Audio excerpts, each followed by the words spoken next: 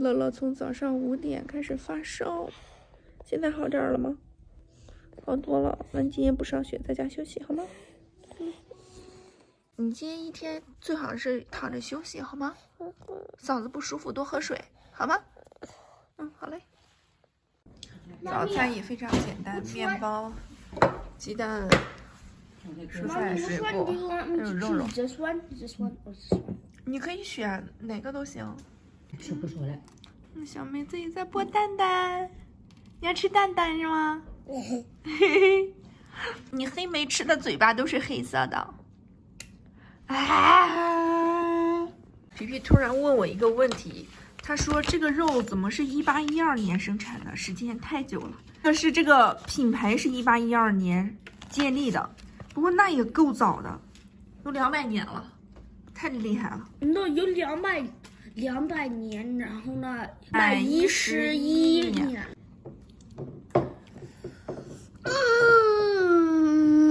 这么香。哥哥，妈妈问你个问题，为什么弟弟生病了？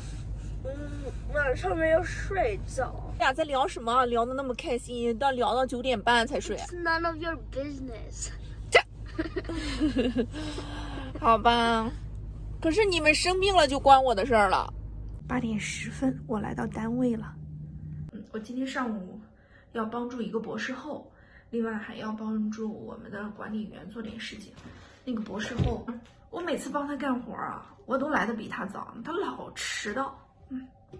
按照约定的点儿，他现在已经迟到了，还没来呢。我自己先去吧。他特别喜欢找我干活儿。昨天跟我约了下个星期的2个下午，我要和他干活儿。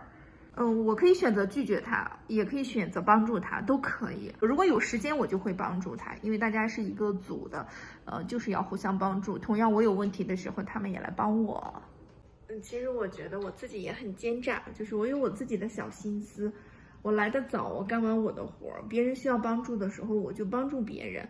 然后我早退的时候，别人对我也不会有什么意见。帮助别人，同时也是自己在学习的一个过程，而且别人做的很多东西，我有很多都是不懂的。下午1点我到家了，下午我请了病假，看看2个小可爱在干什么。小可爱在睡觉，二可爱也在睡觉。二可爱是发烧烧的不得劲儿，在睡觉。二baby，你醒啦？你怎么没喊我们呀？怎么了？哪儿不舒服？我的肚子。肚子不舒服？你今天吃什么了？橘子。我吃了橘子之后就不舒服了。按道理吃橘子应该没事儿。要拉臭臭吗？OK， 那我马上给你揉揉，好吗？别着急，妈妈照顾你哈，妈妈照顾。吃了晚饭，妹妹自己在玩，把裤子脱了，穿上哥哥的踢足球袜子、鞋子，还有护腿板。穿鞋鞋。穿鞋鞋干嘛去啊？穿鞋鞋踢球。穿鞋鞋踢球啊！好的。等你长到5岁，我们就去踢球，好不好？